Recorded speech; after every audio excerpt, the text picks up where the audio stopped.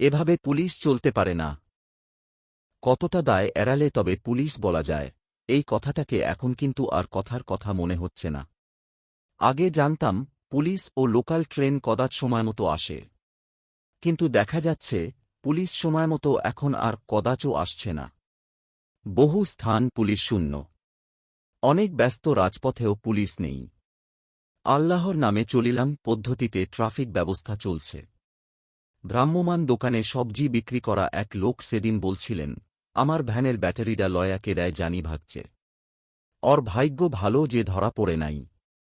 ধরা পড়লে বাইরাইয়া মাইরা ফেলতাম।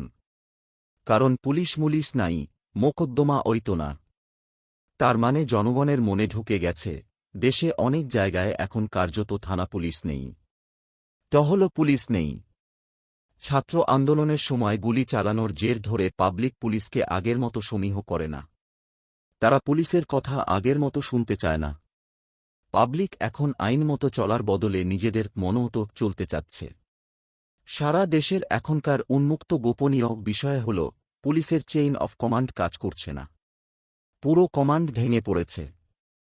ঊর্ধ্বতন অফিসার নিচের দিকে অফিসারদের ডানে যেতে বললে তাঁরা যে ডানেই যাবেন, সে নিশ্চয়তা আর কেউ দিতে পারছে না। এতদিন বিষয়টি জনধারণা বা পারসেপশন হিসেবে ছিল। কিন্তু গত রোববার ঢাকা মহানগর পুলিশের রমনা বিভাগের উপকমিশনার ডিসি সারোয়ার জাহানকে যখন মোবাইল ফোনে ঊর্ধ্বতন কর্মকর্তাকে বলতে শোনা গেল, এভাবে ফোর্স চালানো যায় না স্যার, কেউ কথা শুনছে না, এভাবে পুলিশ চলতে পারে না, তখন আর সাধারণ লোকের কিছু বুঝতে বাকি থাকল না। প্রথম আলোর খবরে দেখলাম, কাকরাইলে অডিট ভবনের সামনে রাস্তা আটকে বিক্ষোভ করা অডিটরদের সরিয়ে দিতে অধীনস্থ এসআই কনস্টেবলদের অ্যাকশনে যাওয়ার নির্দেশ দিয়েছিলেন সারোয়ার জাহান। কিন্তু ক্লাইভ বাহিনীর সামনে সিরাজের বাহিনীর দাঁড়িয়ে থাকার মতো করে তখন সারোয়ারের অধীনস্থ পুলিশ বাহিনী দাঁড়িয়েছিল। খবর বলছে অডিটররা রাস্তা আটকে দিয়েছিলেন। তাঁদের সড়ক থেকে সরে যেতে হ্যান্ডমাইকে দফায় দফায় অনুরোধ করার পরও তাঁরা সরছিলেন না। তখন সারোয়ার তাঁদের 5 মিনিটের মধ্যে সরে যেতে বলেছিলেন। এরপরও না সরায় পুলিশ সদস্যদের তিনি আন্দোলনকারীদের দিকে এগিয়ে যেতে বলেন। কিন্তু তাঁর সঙ্গে থাকা হাতে গোনা কয়েকজন পুলিশ ছাড়া আর কাউকে এগিয়ে যেতে দেখা যায়নি। ডিসি সারোয়ার বারবার তাড়া দেওয়ার পর কয়েকজন কনস্টেবল ও এসআই সরাসরি তাঁকে জানিয়ে দেন, স্যার আমরা অ্যাকশনে যেতে পারব না। ডিসি তাঁদের বলেন, তোমরা কি আমার কথা শুনবা না? জবাবে একজন বলেন, আমরা যেতে পারব না স্যার। এ সময় অনেক পুলিশ নিজেদের মধ্যে আলাপ করে বলছিলেন, যাই হোক তাঁরা কেউ সামনে যাবেন না। একজন এসআইকে এ সময় কনস্টেবলদের উদ্দেশ্যে বলতে শোনা যায়, স্যার যা বলে বলুক, চুপ করে থাকো। বিরক্ত হয়ে ডিসি সারোয়ার ওপরের কোনো এক কর্মকর্তাকে ফোন করে বলেন, স্যার কেউ কথা শুনছে না। বারবার বলছি, কেউ এগিয়ে যাচ্ছে না। এটি মোটেও কোনো মামুলি ঘটনা না। এটি অবশ্যই একটি ভয়ঙ্কর ঘটনা। কারণ পুলিশ একটি সুশৃঙ্খল বাহিনী। চেইন অফ কমান্ডেই এই বাহিনীর সংহত হওয়ার মূল শক্তি। কমান্ডের বাইরে গিয়ে কোনো কর্মীর কাজ করার কোনো সুযোগ এখানে নেই। এই বাহিনীর একজন এসপি পদমর্যাদার উপকমিশনারের মুখের ওপর যখন একজন কনস্টেবল বলে ফেলেন, আপনার কথা শুনতে পারব না, তখন বুঝতে হবে বাহিনীর চেইন অফ কমান্ড বলে এখন আসলেই কিছু নেই। বাহিনীতে মহা বিশৃঙ্খলা চলছে। হাসিনা সরকারের পতনের দিন কয়েক আগে থেকেই পুলিশ ও জনতার সম্পর্ক ক্ষেত্রবিশেষে সাপেনেউলের সম্পর্কের জায়গায় চলে গিয়েছিল।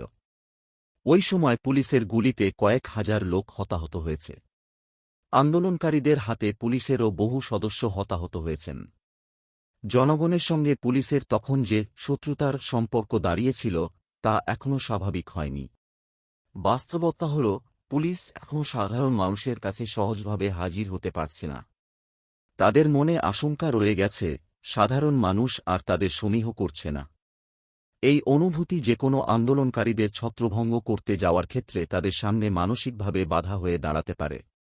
তবে নাম প্রকাশ না করার শর্তে পুলিশের একজন ঊর্ধ্বতন কর্মকর্তা প্রথম আলোকে বলেছেন, ঢাকায় পুলিশের অধস্তন পর্যায়ের সদস্যদের বড় অংশই শেখ হাসিনা সরকারের সময়ের। তাই তারা কথা শুনতে চায় না। পুলিশের সাবেক মহাপরিদর্শক আইজিপি মোহাম্মদ নুরুল হুদাও বলেছেন, রাজনৈতিক দলের সঙ্গে পুলিশের কর্মকর্তাদের অতি ঘনিষ্ঠতাই পুলিশের আজকের দশার জন্য দায়ী। স্বরাষ্ট্র মন্ত্রণালয়ের তথ্য বলছে 2009 থেকে 2023 সাল পর্যন্ত শুধু কনস্টেবল, এসআই ও সার্জেন্ট পদে নিয়োগ দেওয়া হয় 1,19,919 জনকে।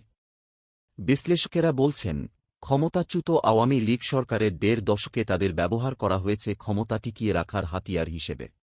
কোনো বিশেষ রাজনৈতিক দলের প্রতি কোনো পুলিশ সদস্যের ঝুঁকে পড়াটা নতুন কিছু নয়। তবে গোটা বাহিনীর বিপুল সংখ্যক সদস্য যদি শৃঙ্খলার বাইরে চলে যান এবং স্যার, আপনার কথা মানতে পারব না বলে ফেলেন, তাহলে তা বড় ভয়ের কথা। এই অবস্থাকে দ্রুত বদলাতে না পারলে সুশৃঙ্খল পুলিশ বাহিনী বিশৃঙ্খল বাহিনীতে রূপ নিতে পারে।